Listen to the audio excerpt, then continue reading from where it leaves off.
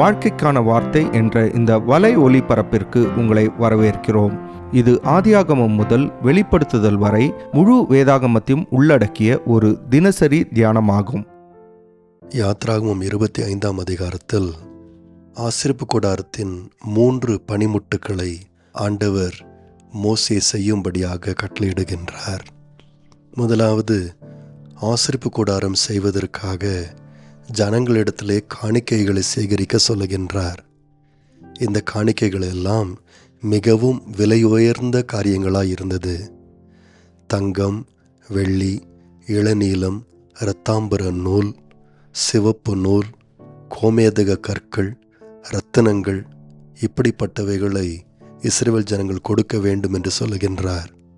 பின்பு நாம் வாசிக்கும்போது இஸ்ரவேல் ஜனங்கள் இப்படிப்பட்ட காணிக்கைகளை ஆண்டவருக்கு கொண்டு வந்தார்கள் என்று நாம் பார்க்கின்றோம்.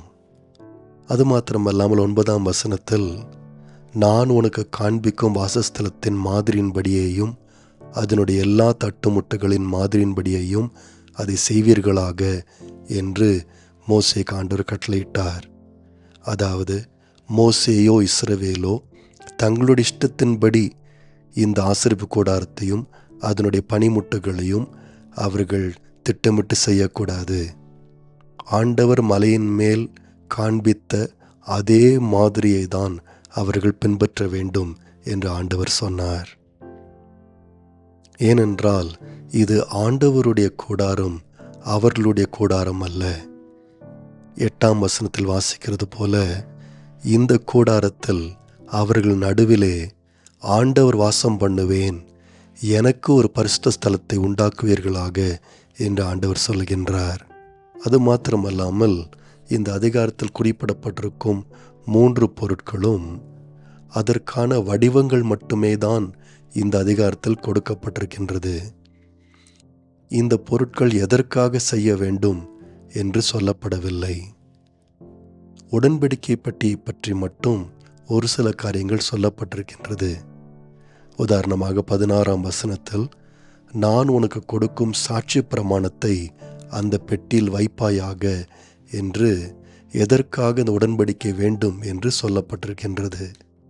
22ஆம் வசனத்தில் உடன்படிக்கை பெட்டியினுடைய மூடியை குறித்து, அது கிருபாசனம் என்றும் அங்கே நான் உன்னை சந்திப்பேன், கிருபாசனத்தின் மேலும் சாட்சியின் பெட்டியின் மேலும் நிற்கும் 2 கேருபீன்கள் நடுவிலும் இருந்து நான் இஸ்ரவேல் புத்திரருக்காக உனக்கு கற்பிக்கப் போகிறவைகளை எல்லாம் உன்னோடே சொல்லுவேன் என்று ஆண்டவர் சொல்லுகின்றார்.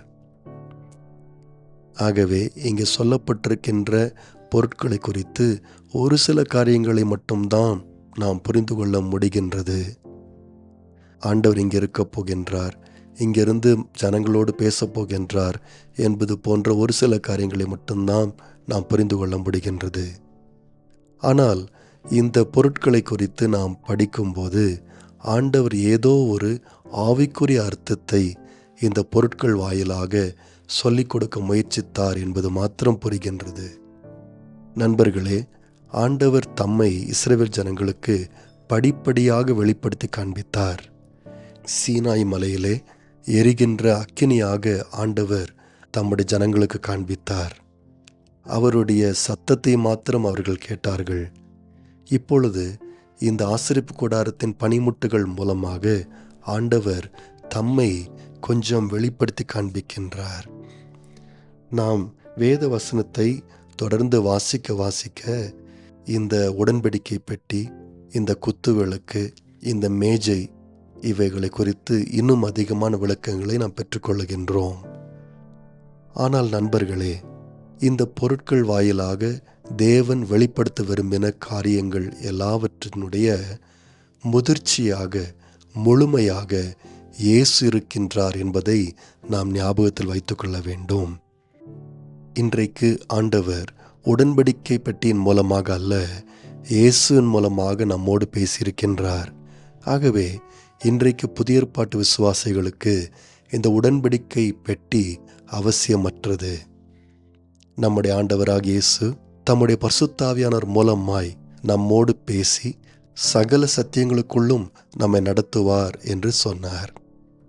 அதேபோல் இந்த குத்துவிளக்கும் அதனுடைய வெளிச்சமும் ஆண்டவருடைய சமூகத்தை பிரதிபலித்தது. இங்கே சொல்லப்பட்டிருக்கின்ற மேஜையும் அதன் மேல் வைக்கப்பட்ட சமூகத்து அப்பங்களும் ஆண்டவர் இஸ்ரவேல் ஜனங்களுக்கு எல்லாவற்றையும் கொடுக்கிறவராயிருக்கிறார் என்று சுட்டி காண்பித்தது.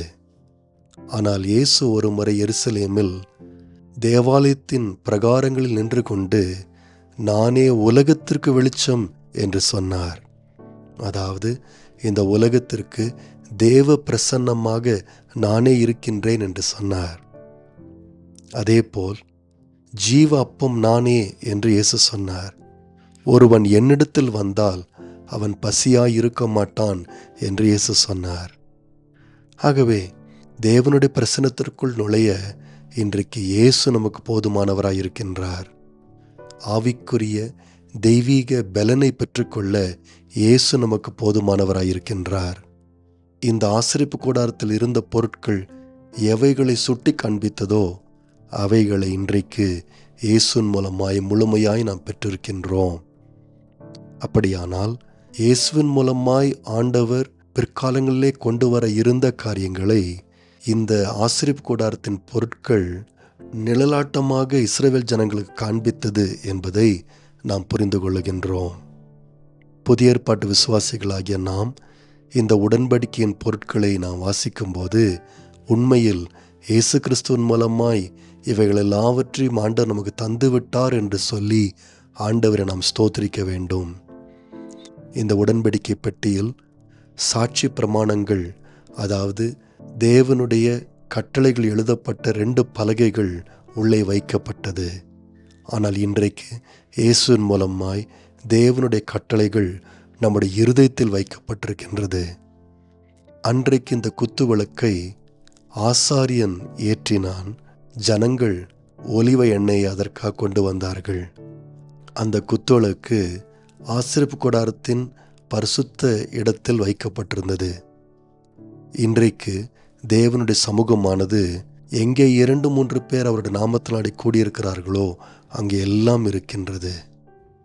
அன்றைக்கு ஆசாரியன் மாத்திரம்தான் அதை பார்க்க முடிந்தது. இன்றைக்கு தேவ பிரசனத்தை எல்லாரும் அனுபவிக்க முடியும். அந்த மேஜையில் வைக்கப்பட்ட அப்பமானது வெறும் ஆசாரியர்கள் சாப்பிடக்கூடியதாய் இருந்தது. ஆனால் இன்றைக்கு எந்த ஒரு கிறிஸ்தவனும் வாழ்க்கை குறித்து சோர்ந்து போனாலும், எப்பொழுதெல்லாம் ஒரு விசுவாசிக்கு பலன் வேண்டுமோ இயேசுவின் மூலமாய் அது எல்லாருக்கும் கிடைக்கின்றதா இருக்கின்றது. நண்பர்களே, ஆண்டவர் தம்முடைய ஜனங்களுக்கு கொடுக்க விரும்பின எல்லாவற்றையும் இயேசுவின் மூலமாய் ஆண்டவர் பூரணமாய் கொடுத்து விட்டார். நேயர்களே, இந்நிகழ்ச்சியை கேட்டதற்காய் நன்றி. மீண்டும் ஒரு புதிய அத்தியாயத்துடன் வாழ்க்கைக்கான வார்த்தையில் நாளை சந்திப்போம்.